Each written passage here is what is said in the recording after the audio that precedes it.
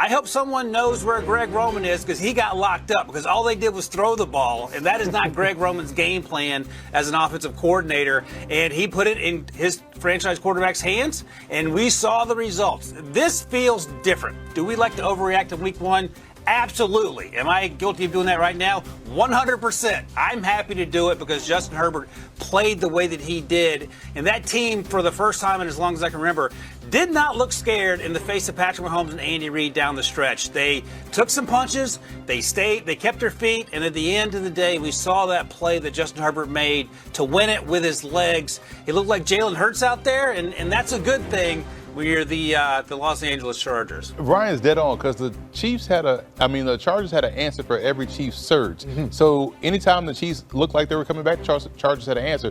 And this was all on Herbert's arm because the run game was just, it was marginal at best. And so they needed Herbert to win this ball game because it was a heavy pass script, to speak on what Ryan talked about. So Herbert really went out there and did the thing. So kudos to him, tipping my cap to him. And he really went out there on his own and with those receivers and beat the Kansas City Chiefs in the open. We know statistically Justin Herbert continues to live in rarefied air in terms of how he started his career.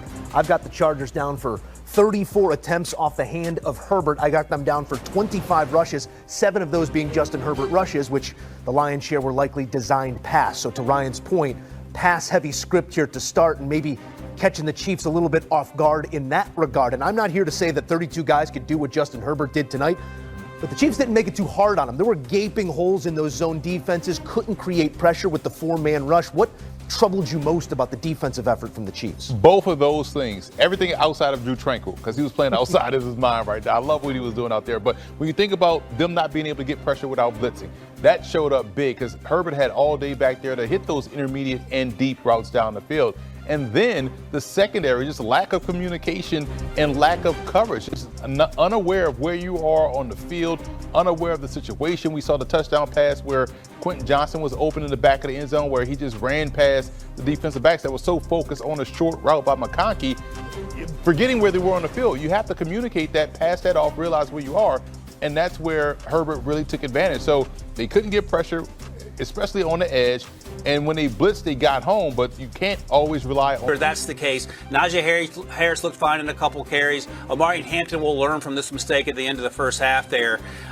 Look, I don't want to overreact, but this is pretty exciting. And this feels like a team that you have to take seriously. Not only because you're playing in the same division as the Chiefs, but we know the Broncos are going to be bringing it in as well. I'm not going to call you off of any overreactions, but you went to Quentin Johnston there, so you're towing the line, Ryan Wilson. That was a fantastic performance. I want to see it a couple more times, but Justin Herbert maximizing what he has in that pass game. Ryan, I'm coming back to you here. Let's go on the Chiefs here for a moment offensively because we saw all sorts of Mahomes magic once again, did everything he could to keep his team in this chase, but it wasn't enough. So I go back to how this game started. How did the omission of Xavier Worthy affect the play calling throughout this game in your eyes for Andy Reid? Yeah, and I'm shaking my head because they were already down some guys at the skill position, and you just hate to see on the third offensive play you run a simple mesh route, and Travis Kelce takes out your best, most explosive downfield threat. Here's the play here. I mean, they've run this play probably a million times. It has never ended like this, and it can't end like this. So whoever the blame is to be on, you got to fix it. So he leaves after the third play. We see Hollywood Brown struggle with some drops early on, and then Patrick Mahomes is like, you know what? I'll do what I always do. And Emery touched on this earlier. We saw some of the penalties. Justin Simmons, the left tackle, who's going to be special, had a couple of penalties. We saw right tackle Juwan Taylor have enough penalties where Travis Kelce had to headbutt him and say, hey, man, you're in Brazil. We're playing a football game right now. How about you wake up? That said, we saw the fourth down play where Khalil Mack shoved Patrick Mahomes into the stands, and he throws a bomb to Hollywood Brown to make things interesting late in the fourth. Before that, though, we've already forgotten about the parallel to the ground throw that Patrick Mahomes made to get the first down to Juju Smith-Schuster through 3 Chargers defenders. So he's in peak performance, midseason form, Patrick Mahomes is. Everybody else on both sides of the ball just needs to catch up.